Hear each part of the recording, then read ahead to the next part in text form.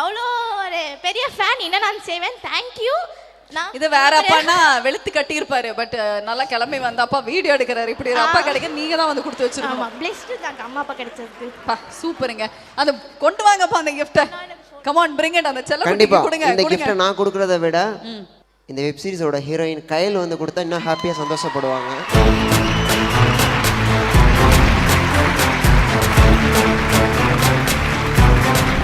Okay, எல்லாரும் ரெடியா இருக்கீங்களா? அடுத்த கேள்வி. யார் ரெடி?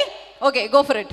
அண்ட் क्वेश्चन என்ன அப்படினு பாத்தீங்கன்னா, சென்னைக்கு குரு வந்ததுக்கு அப்புறமேட்டு என்னென்ன வர்க்லாம் கையிலுக்காக பண்ணாரு? வாங்க வாங்க. உங்க பேர் சொல்லுங்க. என் பேர் சிலம்பரசன். சிலம்பரசன் மாதிரி இருக்கனால இவ்வளவு ஃபயரா இருக்கீங்க அப்படின்னு நினைக்கிறேன். ஆமா, பேர் மாதிரியே பயங்கர ஃபயரா இருக்கீங்க. பதில் சொல்லுங்க. ஃபர்ஸ்ட் வந்து டெலிவரி ஒர்க் வந்து பாத்தீங்கன்னா சந்துரு ப்ரோ கிட்ட வந்து பார்த்தீங்கன்னா டெலிவரிக்காக வண்டி வாங்கினீங்க. வண்டி வாங்கி டெலிவரி ஒர்க் போயிட்டு இருந்தீங்க. அதுக்கப்புறம் ரேபிடோ ஓட்டினீங்க. ரேபிடோ ஓட்டி போய் கயல் மேம வந்து ஆஃபீஸில் ட்ராப் பண்ணீங்க.